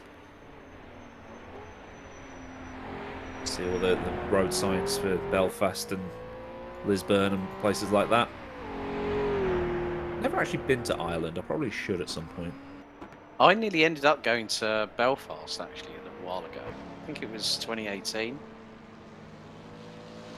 The main determining factor of me ending up commentating on a stream at Nuts Corner, I was actually at home, because that was at the point where there was a lot of bad weather in Northern Ireland, particularly around Belfast.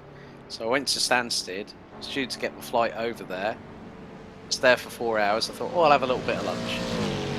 And then the flight drops off the boarding, and I was like, what's happened? And then I get a text message 5 minutes later, your flight has been cancelled. Oh, God. Really? And I looked on the news, and I was like, that's why I'm not going to be there tomorrow. I'll be at home.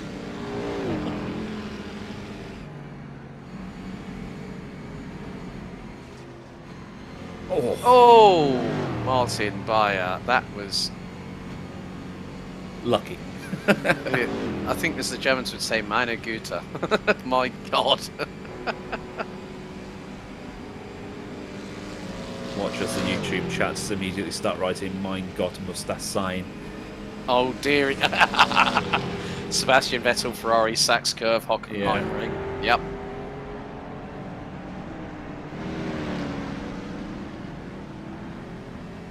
Because Matthew Palmer's just chimed in. 20 seems more than likely. 10 looks quite unfeasible at the moment. We've still got just over 40 minutes to go, Matthew. Stoltz is out.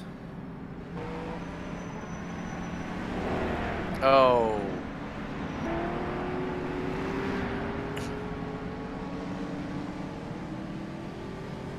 So Martin Bayer has a code brown, and Casper Stolzer has a DNF. Ouch. Really put the F into DNF.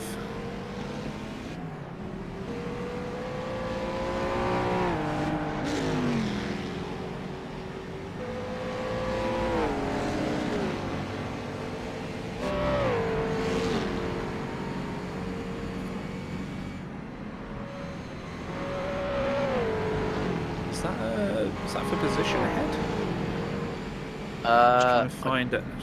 No, it isn't. No, next, okay. Simon Frelick's the next car up from Martin Bayer. Yes, I see now. That's Toby Johnson again. 218 Mercedes.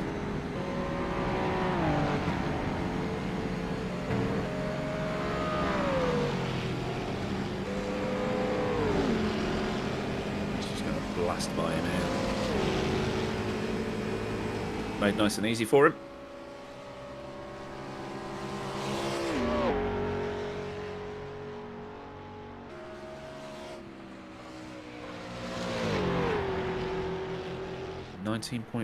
.4.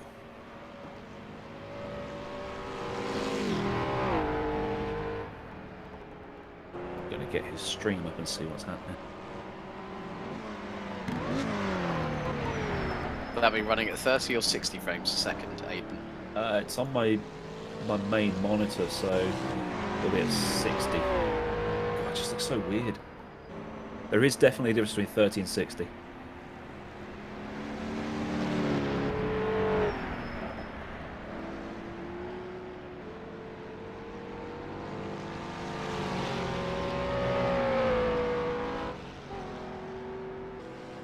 Oh, it looks like Jake has damage.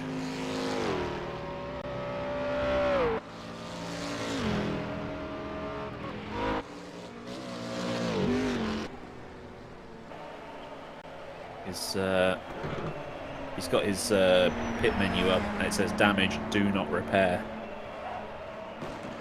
Whoa! See ya, Doc Slappy.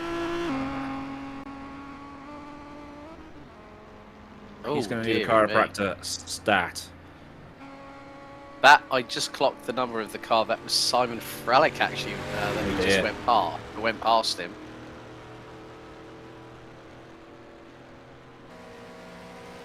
Ouch is an understatement with that roll.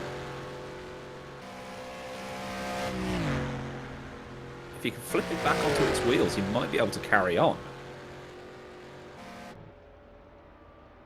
Which he has. But I don't think that car's running.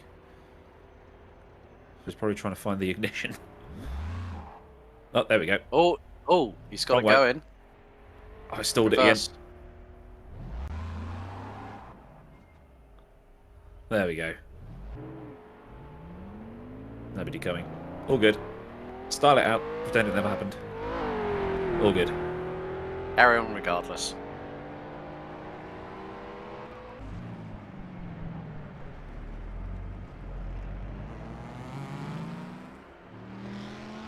Yellow sector 1 once again.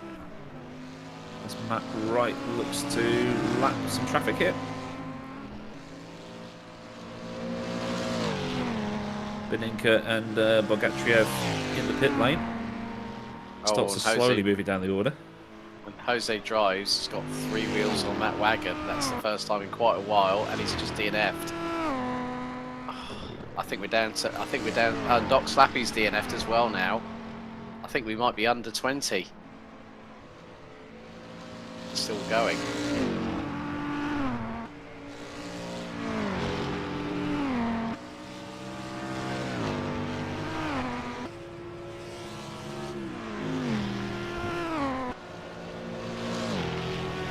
Yeah, Jake's in the pits, so that's going to give Canton an extra bit of breathing room. So Canton's effectively got a free pit stop now. Yeah. This could actually happen, boys.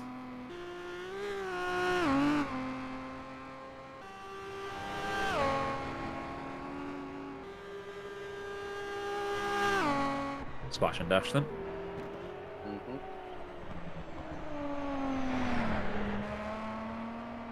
I'll just sit here whilst you fill up the Jag. We haven't had any Jag comments in chat yet, which is probably a new world record. Yep.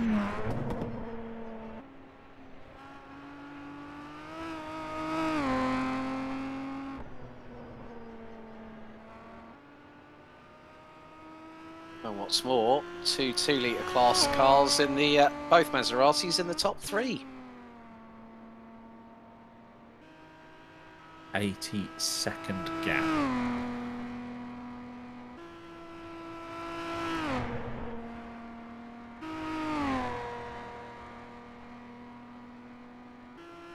If Canton's been this good around Dundrod, what's he going to be like at Targa? Well, that's going to be interesting. So that really will be playing to the strengths and weaknesses of each car, because it's twistier than Isle of Man was.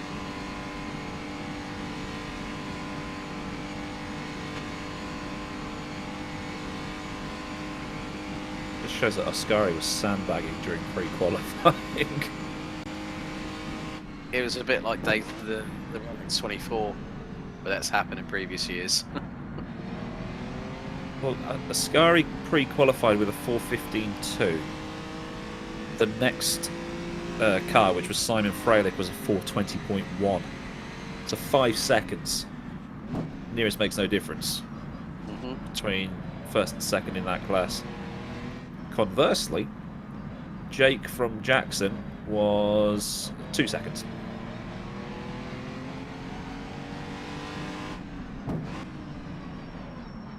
The slowest of the 2-litre cars was Sal Army. That was a 4:25.3. So 10-second gap. That's a huge amount of real estate between the 2 cars then. Ascari's just not human.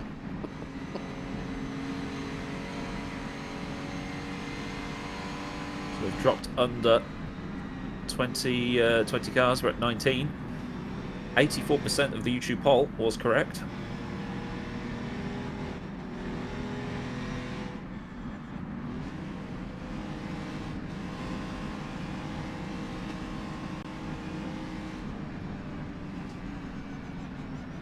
Just change that pole to say 15 then.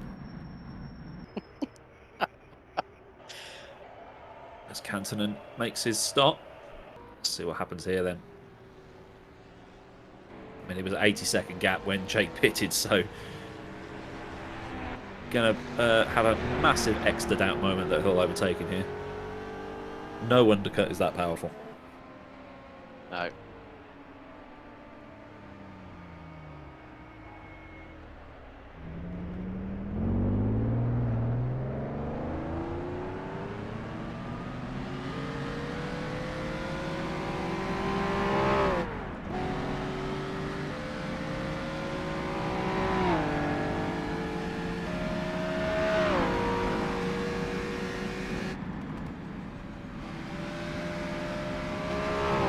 Scarry's left the pit lane. Should be a comfortable lead because Jake hasn't passed the pits yet.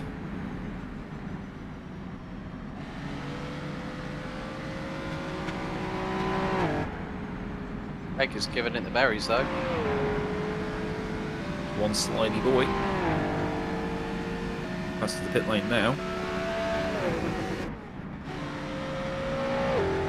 Hitting the red line as well.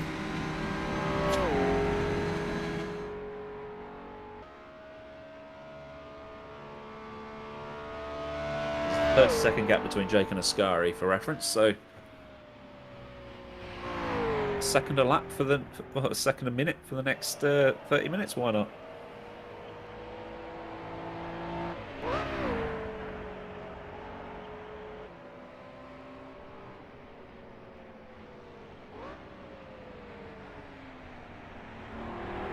I think Kantonen definitely has this now, barring some sort of accident or being in the wrong place at the wrong time.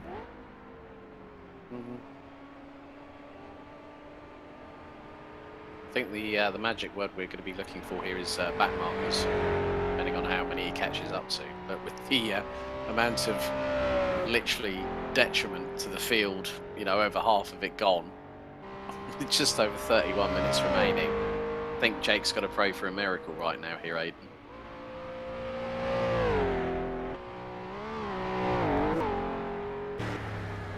We've seen crazier things happen on the final lap of a race, haven't we? Yep. Toyota breaking down. See, you thought I was going to reference the Formula One. No. I was thinking that as well, and I said, don't mention that ever again to Kaz Nakajima.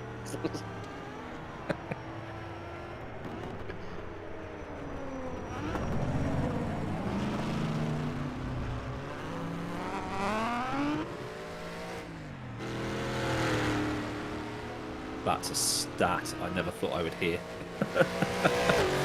Oh, yeah. True. The car ahead DNF 2 laps ago and he's still not caught him. Wow. That's not because he's a terrible driver, he's just had some bad luck. Let's just make that clear. I was going to say he's probably done more laps on 4 wheels than he has done 3 now, with half an hour to go. Just finish. 2 points in the bag.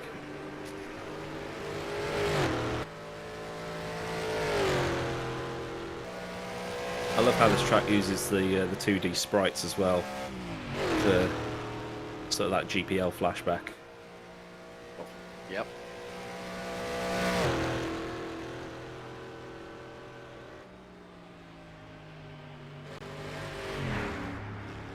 Well, currently 71% of the chat think that it's going to finish with fewer than 15 cars.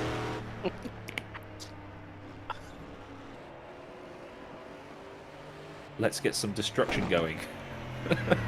Oh dear, it'll be like Wreckfest. 1950s style.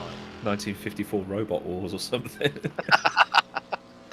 With Craig Charles's great granddad as the MC. What a wazzock.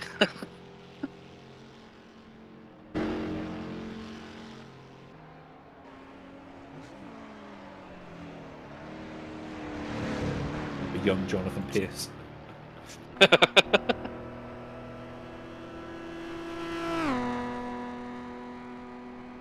have to give a shout out to Martin Bardo leading the 3 litre class, despite unfortunately Bugier's demise earlier on. That was a bit of a shock, I think, to all of us really.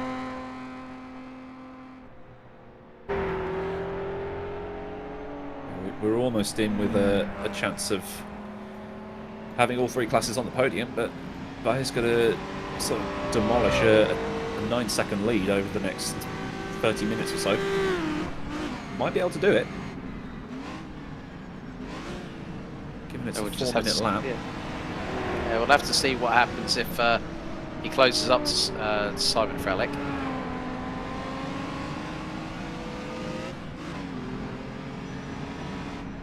I was thinking he might be able to see him coming out the other side of the hairpin, but the gap's too big for that. 10 seconds the gap now. That's lap traffic ahead of him. Oh, sorry, we're looking at Darren Andrews there, aren't we? So, yeah, it's wrong driver, wrong corner.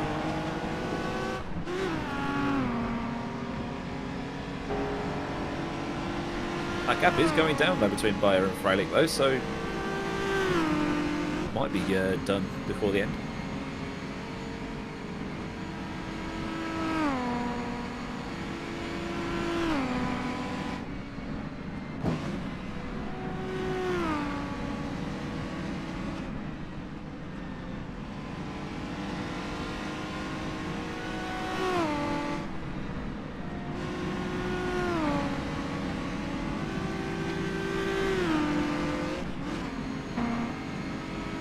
Another lap down for Darren Andrews in his Bristol.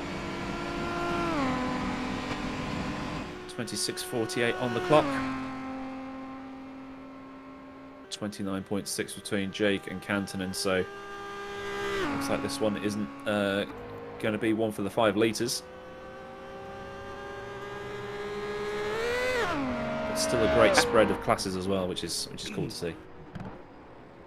Yeah, Kantonen's just been absolutely ruthless on this tear through Dundrod, hasn't he?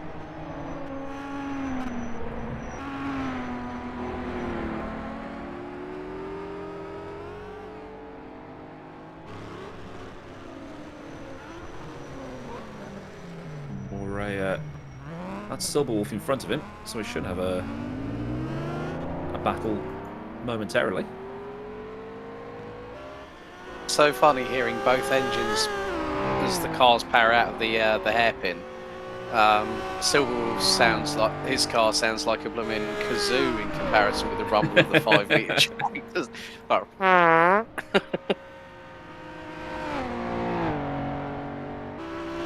growl of the Jag and the it's like the wasp in a can of the Aston in front.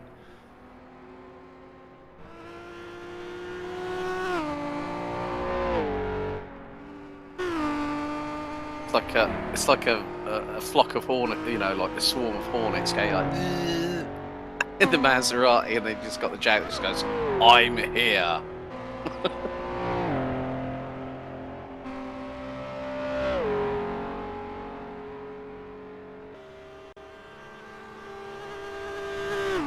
Should overpower the car up the straight, you would have thought.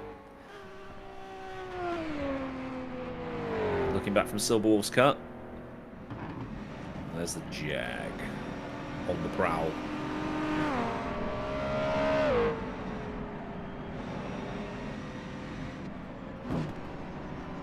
Should also close up on the brakes, given that it's got discs versus drums.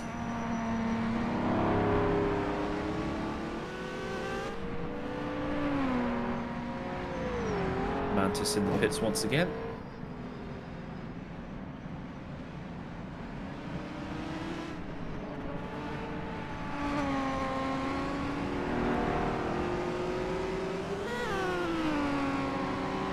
This is where the Jag can really open the taps and see how much it can close that gap. 1.8 as it stands. See it going down. Speed and power, as Jeremy Clarkson would say. Get some air over the hump. Down the other side. It's not demolishing that gap, but it's eating it. One bite at a time.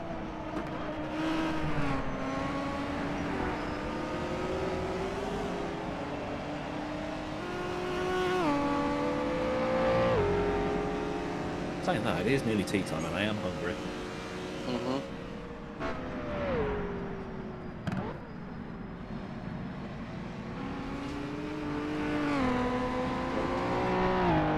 So we're flirting with the grassy verge again.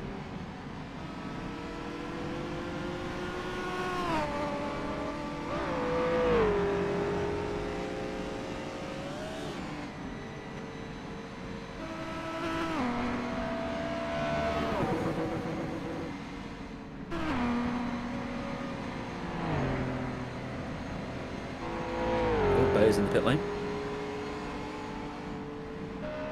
So looks like he won't get third after all.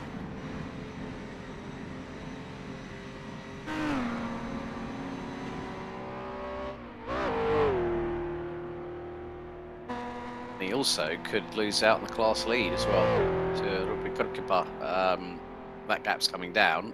As Bayer's been in pit lane now for 30 seconds. He shouldn't be there for that long because he doesn't need to put that much fuel in to reach the end, but stranger things have happened as the meme shows itself one more time. Yeah, yellow in second. Hrrc also wins, so no worries there for Bayer. He leaves just as Hrrc comes in.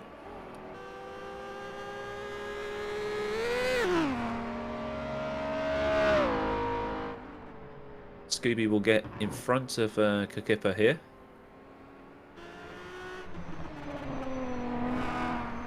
Murray has destroyed that gap to Silverwolf. Lost the time, managed to get it back. Should make up loads of time on the brakes here.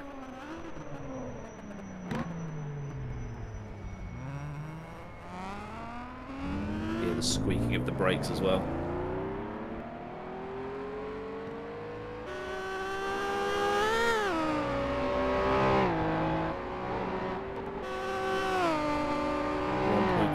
Now, 0.4.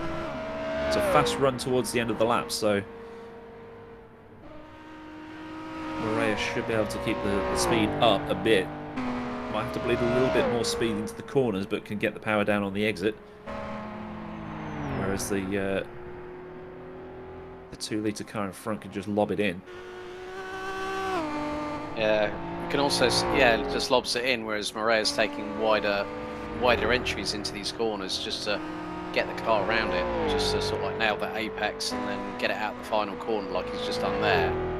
You can see that Silverwolf gained a lot of time on him there, or pulled a lot of time on him, I should say. So the gap's now 2.3. As Ascari Kantanen gets his Tommy Mackinnon on through the hairpin again. Channeling his inner Juha Kankkunen. Who was the Lancia driver that who was really good, but then I think it was Henri Toivonen. Yeah.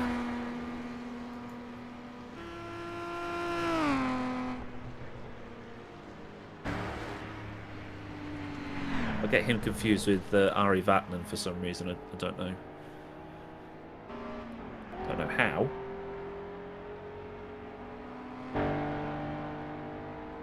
98 seconds to get between Jake and Kantanen in front. Maybe we should start calling Kantanen Alberto Oscari because he's that good.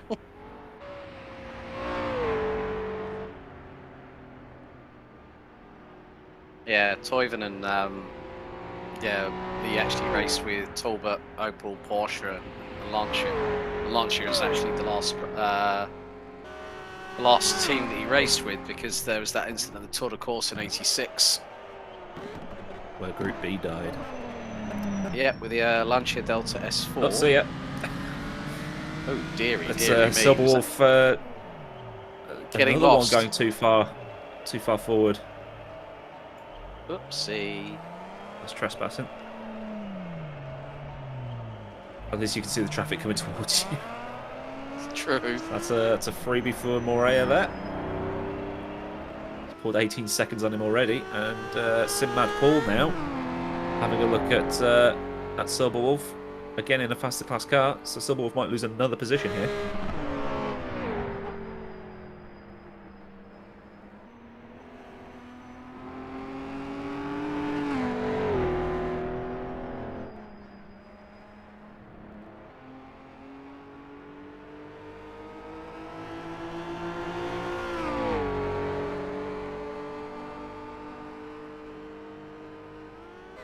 Simon Frelick in the pit lane. So Bayer might take third after all. That was a bit close. Simmad Paul's looking. Sometimes you misjudge the performance of your car versus the other one, don't you?